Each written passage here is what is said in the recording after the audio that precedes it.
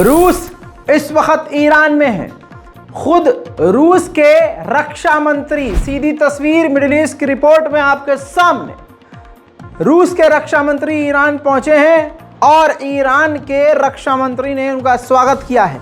Iran की सेना ने उनका रेड कारपेट पर स्वागत किया है और सीनियर आला अधिकारियों से मुलाकात की है। रूस भी अपनी पूरी सैन्य डेलीगेशन के साथ वहां पहुंचा था और रूस के रक्षा मंत्री ने ईरान के तमाम बड़े अधिकारियों से मुलाकात की है। खबर यह है कि ईरान के राष्ट्रपति से भी मुलाकात रूस के रक्षा मंत्री ने की है।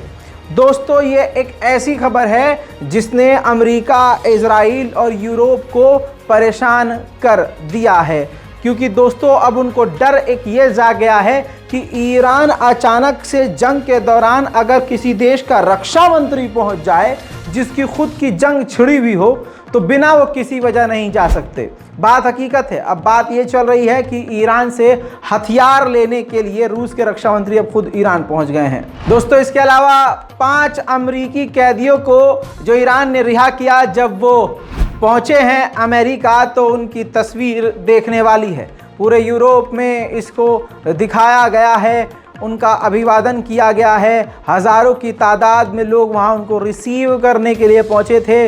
मीडिया, इंटरनेशनल मीडिया कर्मी वहां मौजूद थे। अमेरिकी एयरक्राफ्ट से उनको वहां ले जाया गया है। परिवारजन उनसे पूरी तरह से लिपट कर इमोशनली रोए हैं और ये काफ़ी वीडियो वायरल हुआ है। दोस्तों, इसके बाद बाइडेन ने पहले ही कहा था कि हमारे जो अमरीकियों को गिरफ्तार किया है इसकी सज़ा हम ज़रूर देंगे। तो अब देखिए, ईरान का तो फ़ायदा हो गया। ईरान ने अपने 5 कैदी भी आज़ाद करवाए और $6 बिलियन भी आज़ाद करवा लिए।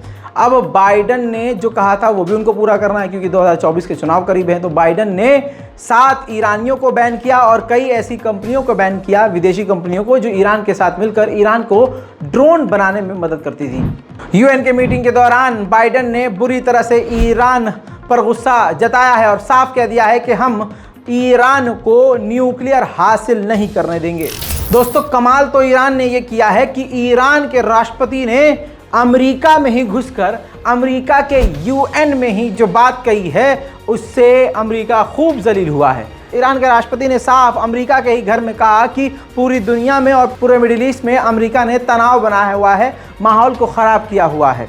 और जो देश इजराइल के साथ नॉर्मलाइजेशन करना चाहते हैं और उनको ये लग रहा है कि इससे उनको सिक्योरिटी मिल जाएगी, उनका फ़ायदा होगा, तो यकीन करो उनको कोई सिक्योरिटी नहीं मिलेगी और ना उनका कोई फ़ायदा होगा। من از شما سوال میکنم، خانمی که چند وقت پیش در امریکا در فروشگاه مشکوک شد به این که آیا او سرقت کرد یا نه، چگونه جلوی چشم مردم پلیس او رو به قتل رسوند؟ و سال گذشته در امریکا چند نفر به دست پلیس تا کنون تو خیابون‌ها کشته شدن؟ بیش از 1200 نفر در امریکا فقط به دست پلیس کشته شدن. چرا شما سیاستمداران یا خبرنگاران در امریکا نرفتید بررسی کنید این 1200 نفری که به دست پلیس در خیابون‌ها کشته شدن چه وضعیتی دارن؟ در امریکا بررسی کردید که بزرگترین زندان زنان در امریکاست؟ بیشترین مادران صاحب فرزند در امریکا در زندان‌ها هستند؟ اینا سوال نداره؟ इसके अलावा ईरान के राष्ट्रपति ने मुलाकात करी है पाकिस्तान के प्रधानमंत्री से। जी हाँ, और आपको बता दूं कि अनवारुल हक से मुलाकात करने के बाद पाकिस्तान को काफ़ी सारी उम्मीद है ईरान से। अगली तस्वीर में आप देखिए कि ईरान के राष्ट्रपति ने सिर्फ पाकिस्तान और दूसरे देशों से नहीं बल्कि यूएन के जनरल सेक्रेटरी एंटोनियो गुटेरेस से भी मुलाकात की है। कई सारे मुद्दों पर बात हुई है। दोस्तों, ईरान में पेट्रोल पानी की तरह सस्ता है और पानी यहाँ की तरह पेट्रोल की तरह महंगा है और ईरान पानी की किल्लत से परेशान रहता है। ईरान में पानी बिल्कुल ना के बराबर है। लोगों को नहाने धोने तक की दिक्कत होती है, बहुत प्रॉब्लम होती है। ऐसे देश में अचानक से 100 साल के बाद ऐसी खतरनाक बारिश आई कि डूबकर ही 20 लोग मर गए और सैकड़ों लोग परेशान हो गए। ईरान की मीडिया रिपोर्ट के मुताबिक अब तक 20 लोगों के मारे जाने की खबर है और पिछले 100 सालों में पहली बार ऐसी बारिश हुई है। वहीं अमेरिका के लॉ मेकर का एक खतरनाक प्रोपेगेंडा शुरू हुआ है और खतरनाक प्लानिंग सामने आई है। अमेरिकी लॉ मेकर ने बाइडेन से कहा है कि आप कुर्दिश लड़ाकों को सपोर्ट करना शुरू कर दीजिए, क्योंकि आप जानते हैं दोस्तों, ये कुर्दिश जो हैं ईरान के लिए भी बड़ा खतरा है और तुर्की पर भी ये हमला करते रहते हैं। इराक के अंदर पीकेके के 3 बड़े लीडरों को, कुर्दिश लड़ाकों को कत्ल कर दिया गया है। इसका कंफर्मेशन खुद इराक की गवर्नमेंट ने दिया। इराक की गवर्नमेंट ने कहा कि तुर्की की तरफ से एक तुर्की का ड्रोन आया और 3 कुर्दिश लड़ाकों को मौत की नींद सुला गया। मेरे दोस्तों, यूएन के अंदर बाइडेन ने एक बड़ी अहम बात कही है जो मैं छोड़ना नहीं चाहता और आपको बताना जरूर चाहूंगा। बाइडेन ने इजराइल को जोर का झटका देते हुए कहा कि नॉर्मलाइजेशन के लिए किसी भी देश से, खासकर सऊदी अरब से नॉर्मलाइजेशन के लिए 2 स्टेट सॉल्यूशन ज़रूरी है। हम भी यही चाहते हैं कि फ़िलिस्तीनियों का हक उनको मिले।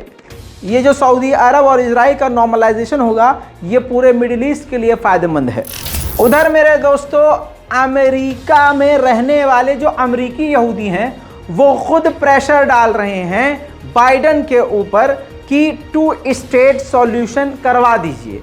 यानी जो फिलिस्तीनी की मांग है वो मांग आप मान लीजिए, और सऊदी अरब की भी अगर यही मांग है तो ये मांग मानकर आप 2 स्टेट सॉल्यूशन कर दीजिए ताकि ये तनाव ख़त्म हो जाए। यानी आज वो नौबत आ गई है कि खुद जो यहूदी हैं वो खुद कह रहे हैं कि 2 स्टेट सॉल्यूशन हो जाना चाहिए, और वो भी यहूदी जो नेतन्याहू के देश में यानी फ़िलिस्तीनियों की सरजमीन पर कब्जा करके रह रहे हैं, वो खुद यहूदी नेतन्याहू की सरकार के खिलाफ पिछले 5 महीने से प्रदर्शन कर रहे हैं। मेरे दोस्तों, इसके अलावा मैं आपको बताना चाहूँगा कि किसी पर भी आंख बंद करके भरोसा मत कीजिए। उर्तुगुल गाजी एक प्रोपेगेंडा वाली फिल्म बनाई। वो प्रोपेगेंडा ये नहीं कि उसके अंदर कहानी झूठी है, नहीं, वो बनाई तुर्की गवर्नमेंट की तरफ से थी, स्पॉन्सर करके, ताकि पूरी दुनिया में ये हर लैंग्वेज में वायरल की जाए, भेजी जाए और तुर्क का सबको फ़ैन बना दिया जाए। और उसके बाद रजब तैयब एर्दोगान पूरी दुनिया के सबसे बड़े मुसलमानों के मसीहा बन के उभरे। लेकिन ये एक महज प्रोपेगेंडा इसलिए साबित हो रहा है कि पूरी दुनिया जहां इजराइल की आलोचना कर रही है, अमेरिका के यूएन में जहां खुद अमेरिकी लोग और यूएन के लोग इजराइल का विरोध कर रहे हैं, वहीं तुर्की दोगलापन कर रहा है। कैसे? सुनिए।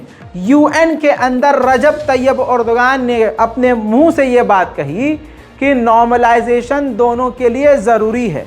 नॉर्मलाइजेशन यानी 2 स्टेट सॉल्यूशन जो है वो दोनों देशों के लिए, दोनों जगह के लिए, इजराइल और फिलिस्तीन के लिए ज़रूरी है, और ये जितनी जल्दी हो जाए कॉन्फ्लिक्ट इससे ख़त्म होगा। दूसरी तरफ दोस्तों, किसी भी तरह से नेतन्याहू की इन्होंने आलोचना नहीं की। इजराइल जो लगातार फिलिस्तीनियों पर हमला कर रहा है, उनके मकानों को तोड़ रहा है, नौजवानों को गिरफ्तार कर रहा है और मस्जिद अल अक्सा में घुसपैठ कर रहा है, उसकी पहली बार इस तुर्की ने कोई भी आलोचना नहीं की। इसकी वजह भी मैं आपको बताता हूँ क्या है।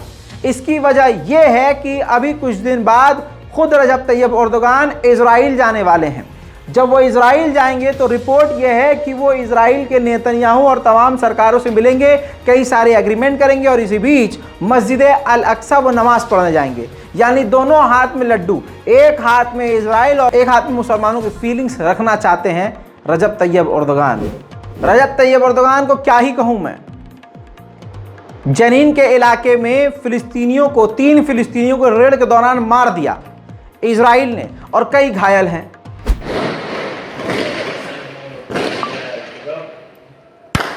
انت راح تلاقي اسمع طبعا الشباك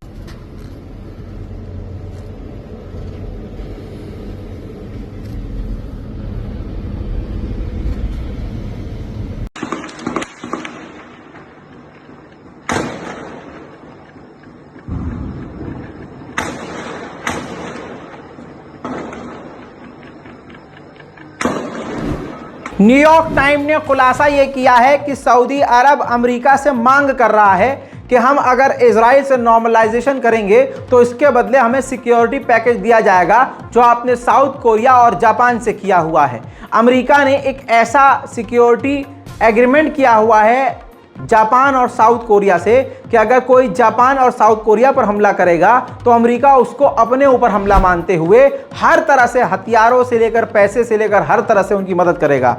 अब सऊदी अरब भी यही चाहता है कि ऐसा एग्रीमेंट, सिक्योरिटी गारंटी अमेरिका हमको दे, ताकि अगर दुनिया में कोई भी हमारे लिए खतरा बने तो अमेरिका हमारी तरफ से उनसे लड़े।